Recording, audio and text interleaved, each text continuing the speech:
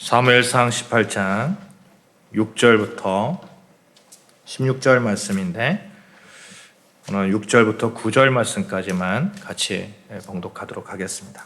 무리가 돌아올 때에 곧 다윗이 블레셋 사람을 죽이고 돌아올 때에 여인들이 이스라엘 모든 서급에서 나와서 노래하며 춤추며 소고와 경쇠를 가지고 왕 사울을 환영하는데 여인들이 뛰놀며 노래하여 이르되 사울이 죽인 자는 천천히요 다윗은 만만히로다 한지라. 사울이 그 말에 불쾌하여 심히 노하여 이르되 다윗에게는 만만을 돌리고 내게는 천천만 돌리니 그가 더 얻을 것이 나라 말고 무엇이냐 하고 그날 후로 사울이 다윗을 주목하였더라. 아멘. 오늘 예배 가운데 함께 하신 여러분에게 하나님의 평안이 늘 넘치시기를 주님의 이름으로 축원드립니다. 성인아이라는 말을 들어보셨나요? 혹시 성인아이? 어린 시절을 지날 때에 학대, 어떤 가정 불화, 가정 억압 등의 상처가 있는 환경에서 자라면서 성인이 되어서도 외상 후 스트레스 장애를 가지고 사고방식이 삐뚤어져서 사는 사람들, 이런 사람들을 성인아이다 이렇게 이야기합니다.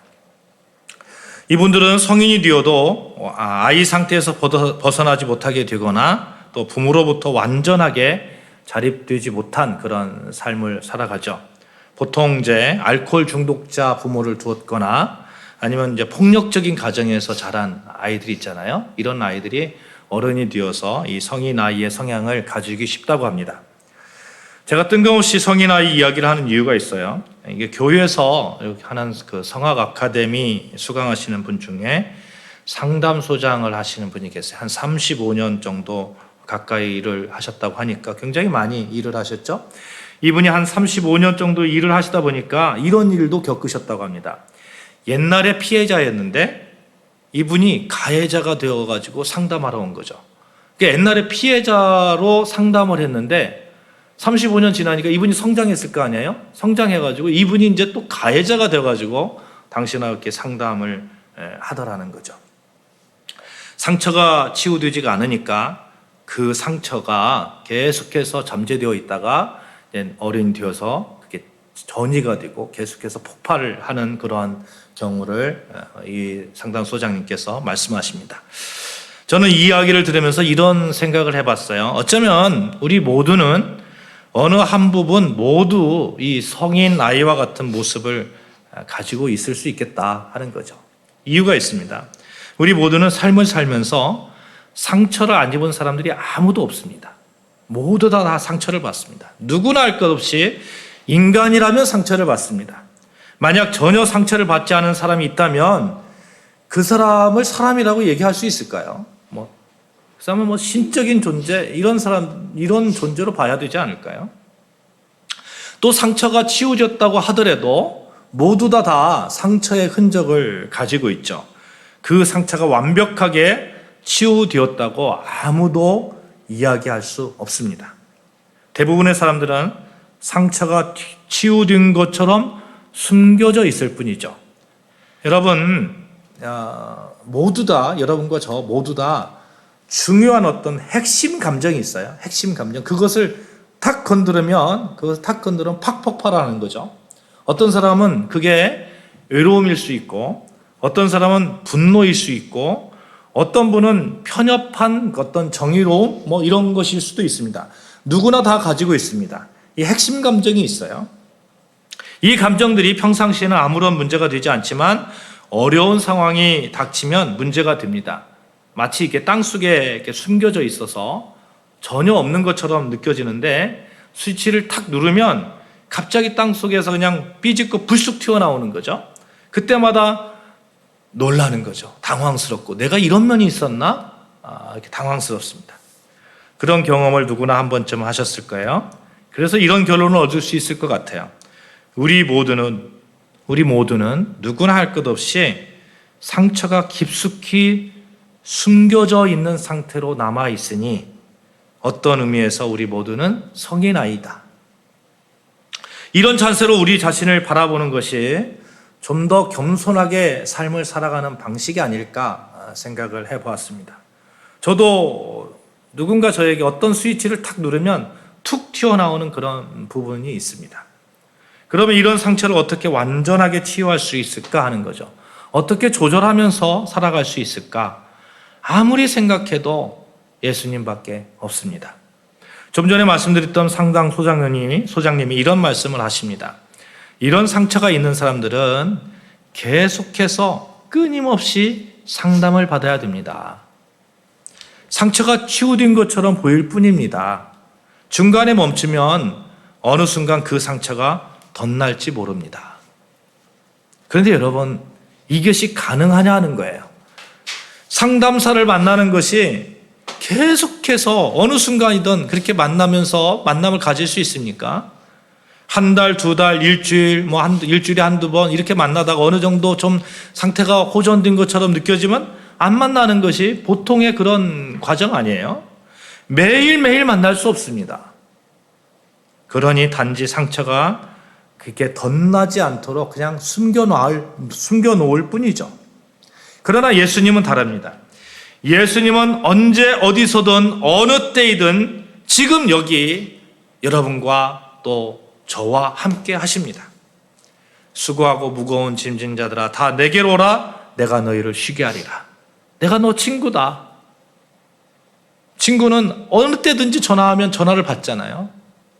예수님이 그러신 분이에요.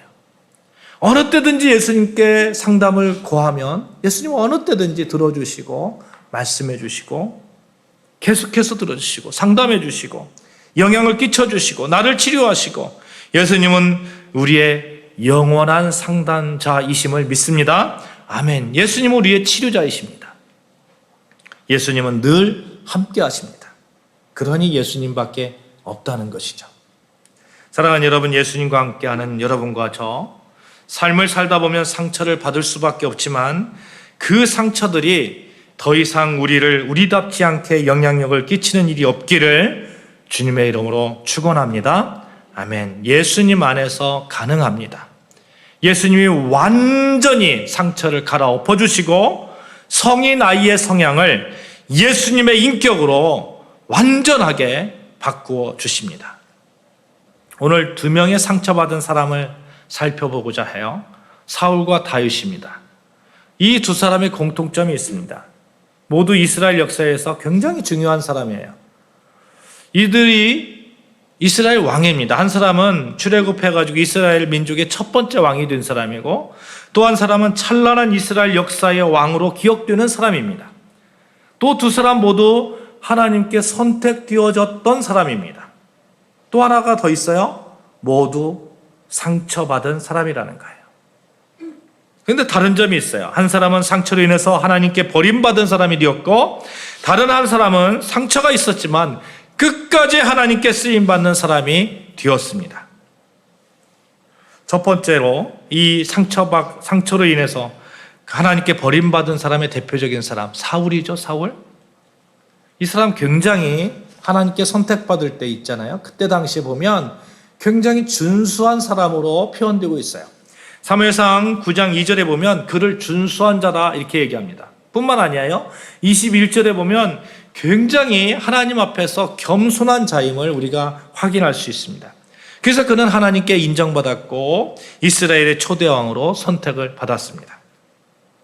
그러나 이렇게 준수하고 겸손하고 예의 바른 사울이 어떤 한 사건으로 인해서 상처를 받게 되고 그 상처로 인해서 결국은 그의 인생이 뒤죽박죽되는 그러한 것을 보게 됩니다.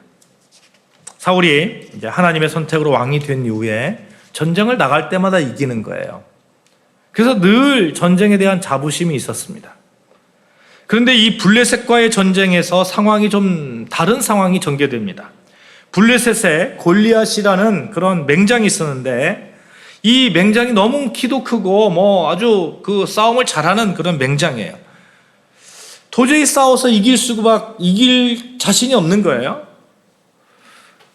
꼼짝을 못하게 되었습니다.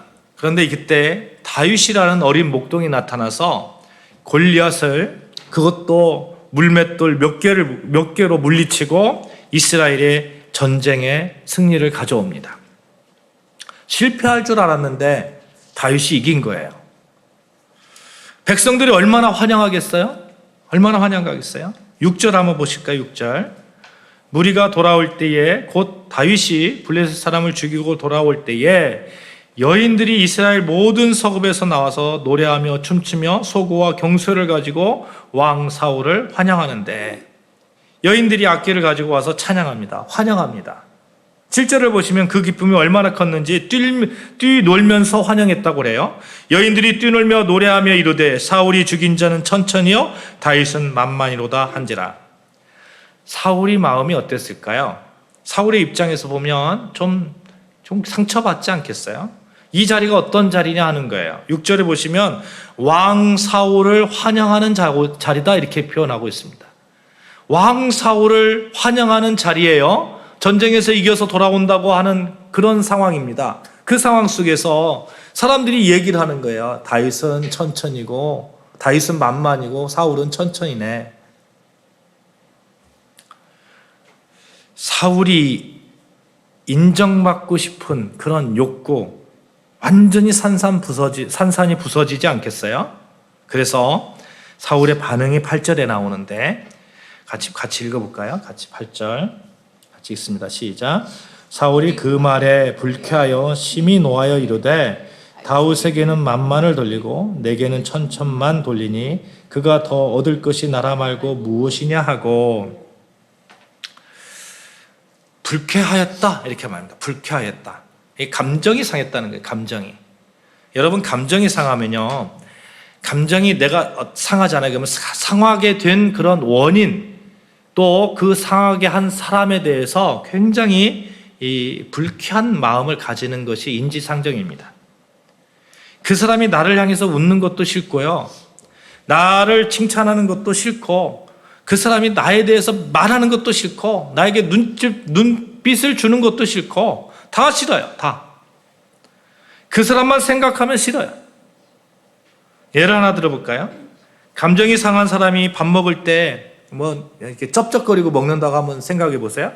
그러면 그 쩝쩝거리고 먹는 거에 대해서 어떤 평가를 내릴까요? 역시나 저 사람은 안 되겠어. 상식이 없어. 이렇게 평가하지 않겠어요? 그런데 정말 감정이 좋은 사람이 쩝쩝거리고 먹는다고 한번 생각해 보세요. 그러면 그런 말을 할까요? 참 맛나게 먹는다. 복스럽게 먹는다. 이렇게 평가한단 말이죠. 부부싸움하고 나서 아내가 이게 남편이 걸어가는데 신발을 질질 끌면서 걸어가요? 그러면 그게 좋게 보이겠습니까? 계속해서 건드는 거죠. 당신은 어떻게 그렇게 걸어? 감정이 상하면 사람이 달리 보입니다. 지금 사울이 딱 그런 상태예요. 다윗을 사이에 두고 백성들로 인해서 상처가 생기니까 다윗의 모든 것이 꼴보기 싫은 거예요.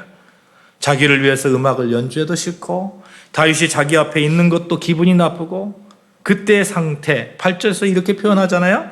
심히 노하였다, 화났다, 상처 입었다, 이런 거죠. 그래서 사울은 이날 이후로 그 다윗을 주목하는데 상처 입은 그런 마음으로 주목하는 거죠. 9절의 말씀 보시면 그날로 사울이 다윗을 주목하였더라. 여기 주목하다란 말은 이런 뜻이에요. 의심과 질투에 찬 눈으로 관찰하다, 이런 뜻입니다. 계속해서 보는 거예요. 저놈이 어떤 놈인가. 사울이 다윗을 경계하고 배타하였다 하는 뜻이죠. 다시 말하면 다윗은 그날 이후 시기와 질투의 눈동자로 사울이 자기를 바라보는 것을 당하게 된 거죠. 오늘 사울이 마음의 상처가 생기니까 다윗이 보기도 싫고 믿고 상대하기도 싫고 이성이 마비되고 옳고 그름의 분별이 안 되는 거죠. 인정받음의 상처로 인해서 돌이킬 수 없는 실수를 한 경우가 여러분 성경에서 많이 나오는데요. 창세기에서도 나오죠. 창세기에서도. 창세기 4장에 보면 형 가인과 동생 아벨, 그런 사건이 나오잖아요. 돌로 쳐서 동생 아벨을 죽이잖아요. 왜 그렇습니까? 제사를 지냈는데 하나님이 동생 것은 인정해주고 자기 것은 인정해주지 않으니까 하나님에 대한 상처가 도리어 자기 동생 아벨을 향해서 발산되는 거죠. 신약에서도 이와 비슷한 얘기가 나와요. 대제사장들과 서기관들, 바리새인들이 예수님을 십자가에 못 박혀 죽이려고 한 이유가 무엇입니까? 사람들이 예수님을 너무 인정해 주는 거예요. 인기가 많은 거예요. 자기들의 위치가 흔들릴 것 같아요. 불안합니다. 그 상처 때문에 예수님을 죽인 거 아니에요? 그런데 여러분, 이런 상처가 결국에는 악으로 발전한다는 사실을 우리가 기억해야 됩니다. 10절 말씀 우리 같이 봉독하도록 하겠습니다. 10절 말씀 시작.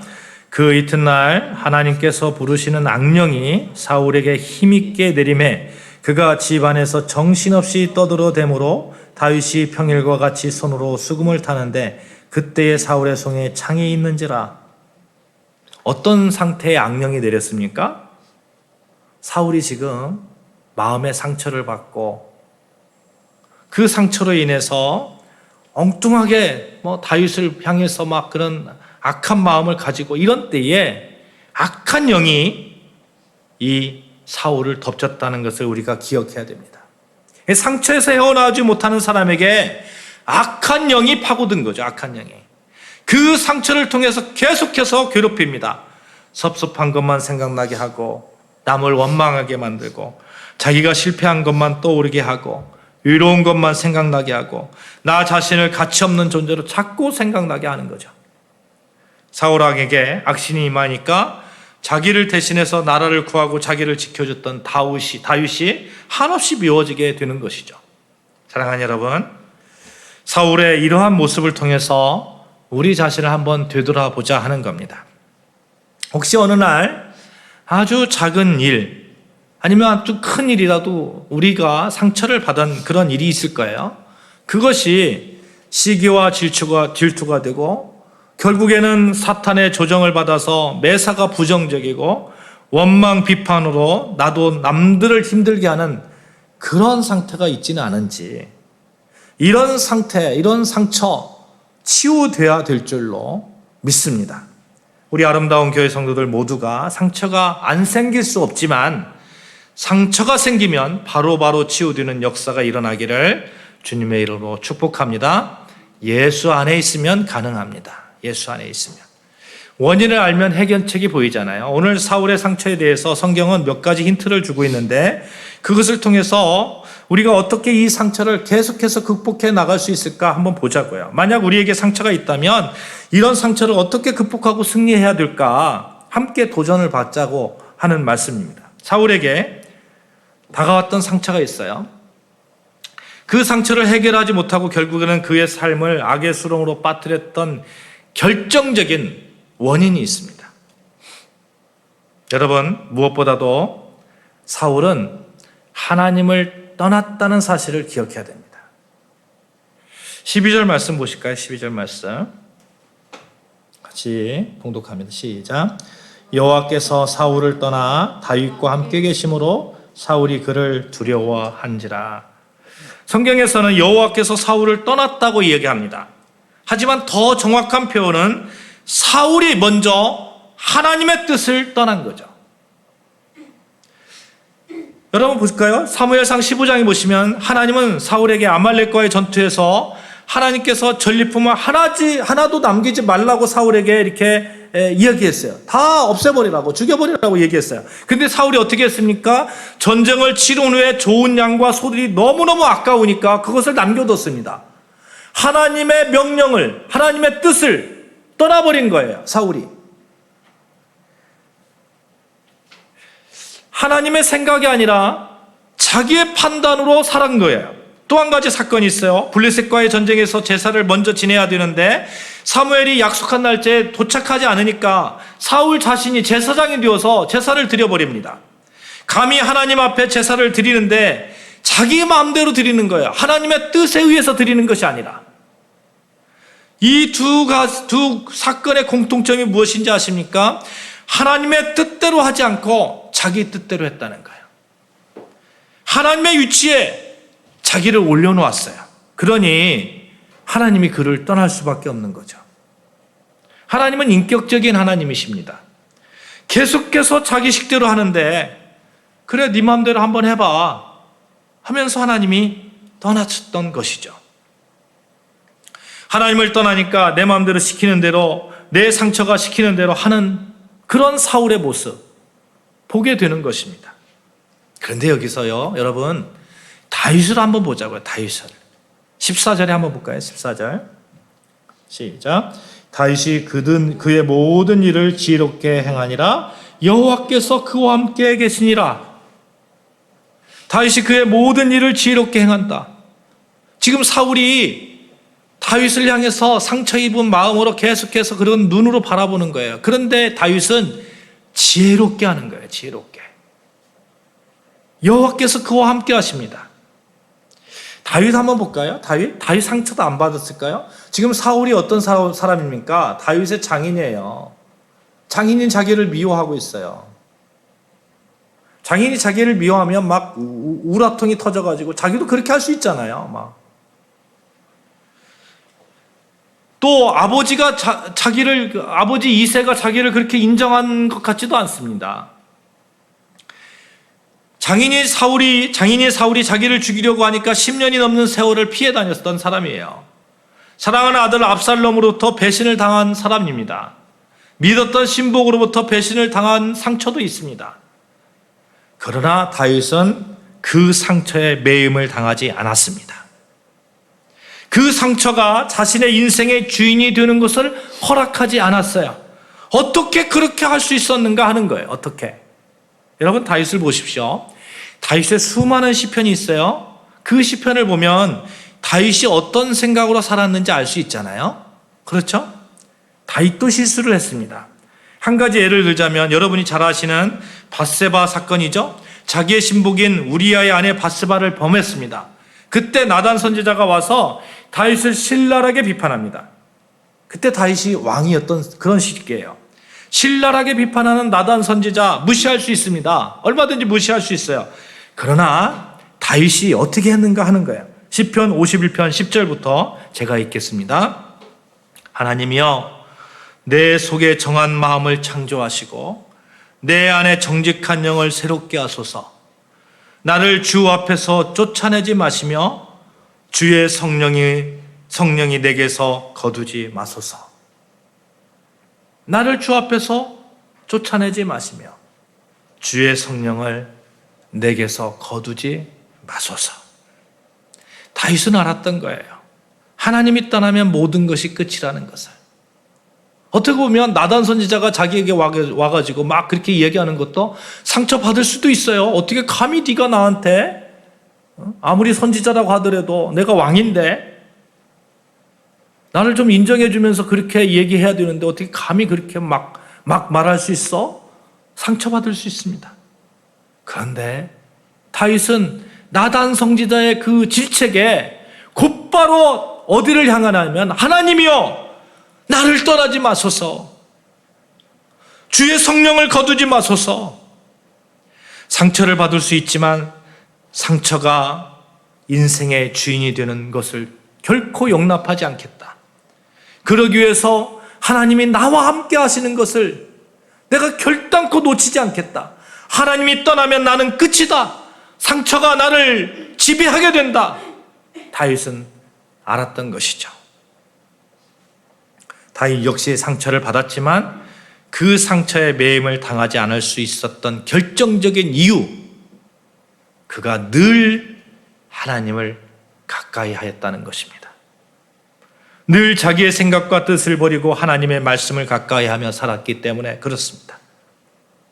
쉽게 말하면 하나님과의 깊은 사귐 속에 살았기 때문에 그렇습니다. 사랑하는 여러분, 혹시 겉으로는 멀쩡한데 속으로 상처 때문에 힘들어하고 고통스러워 하시는 분이 계십니까? 나도 모르게 남에게 이 모양 저 모양으로 상처를 주는 분이 계십니까? 성이 나와 같은 면을 발견하십니까? 그때마다 여러분 우리가 해야 될 것이 있습니다. 하나님이여 나를 떠나지 마소서. 성령님이여 나를 떠나지 마소서. 나를 주 앞에서 쫓아내지 마시며 주의 성령을 내게서 거두지 마소서. 기도하는 것입니다. 우리 아름다운 교회 가족들이 늘 하나님을 가까이 함으로 상처로부터 자유로워지는 여러분과 저 되어주시기를 주님의 이름으로 축복합니다. 인생을 살다 보면 실패할 수도 있습니다. 한 번 실패할 수도 있고 두 번 실패할 수 있습니다. 살다 보면 못할 때도 있고 인정받지 못할 때도 있습니다. 누구나 겪는 상처지만 이 상처를 끝낼 수 있는 그런 길, 예수 안에 있으면 됩니다. 예수와 늘 동행하면 되는 것입니다. 하나님은 그런 자를 인정해 주십니다.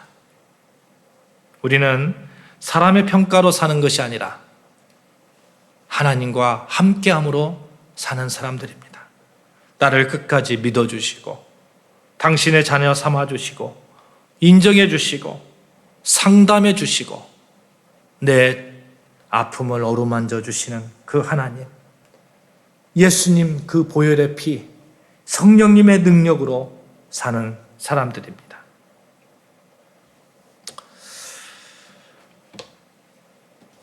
하나님께서 여러분께 말씀하십니다. 상처 입은 자여 나를 바라보라 말씀하십니다. 하나님을 바라보시면서 그 하나님 앞에 서십시오. 하나님이 여러분의 상처를 어루만져 주실 것입니다. 그 상처가 덧나서 악이 지배하는 그러한 상황을 결단코 하나님께서는 허락하지 않으십니다. 상처 입지만 치료하시는 하나님 앞에 서십시다. 늘 감사와 찬양의 삶을 살 수 있는 길이 우리 앞에 놓여 있습니다. 기도하시겠습니다.